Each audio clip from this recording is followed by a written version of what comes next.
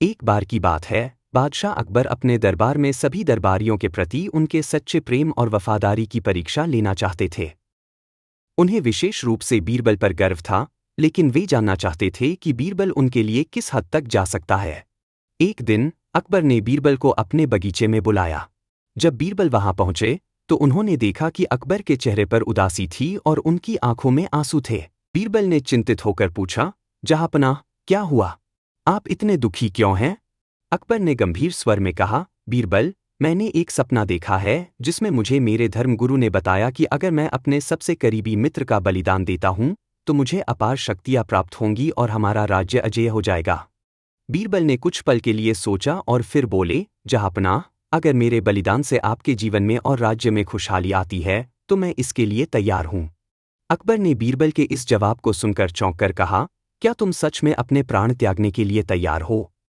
बीरबल ने मुस्कुराते हुए कहा, जहांपनाह, मैंने हमेशा आपकी सेवा और वफादारी की है। अगर मेरे जीवन के त्याग से आपकी इच्छाएं पूरी होती हैं तो इससे बड़ी कोई खुशी नहीं हो सकती। अकबर यह सुनकर बहुत भावुक हो गए। उन्होंने बीरबल को गले लगाते हुए कहा, बीरबल, तुमने आज अपनी सच्ची मित्रता और वफादारी साबित कर दी। बीरबल ने मुस्कुराते हुए कहा, जहांपनाह, मैंने हमेशा आपकी सेवा और वफादारी की है। अगर मेरे जीवन के त्याग से आपकी इच्छाएं पूरी होती हैं तो इससे बड़ी कोई खुशी नहीं हो सकती। अकबर यह सुनकर बहुत भावुक हो गए। उन्होंने बीरबल को गले लगाते हुए कहा, बीरबल, तुमने आज अपनी सच्ची मित्रता और वफादारी साबित कर दी। मैं कभी भी तुम्हारे बलिदान की कल्पना नहीं कर सकता।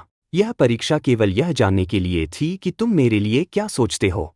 इस पर बीरबल ने मुस्कुराते हुए कहा, जहांपनाह, दोस्ती और वफादारी के लिए मेरे जीवन का कोई मोल नहीं। आपकी खुशी और राज्य की भलाई के लिए मैं कुछ भी कर सकता हूँ।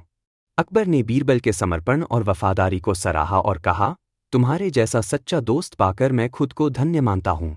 तुमने मुझे सिखा दिया कि सच्चा मित्र वह होता है जो हर मुश्किल घड़ी में साथ दे। इस प्रकार अकबर और बीरबल की मित्रता और भी मजबूत हो गई और उनकी यह कहानी सच्ची मित्रता का प्रतीक बन गई।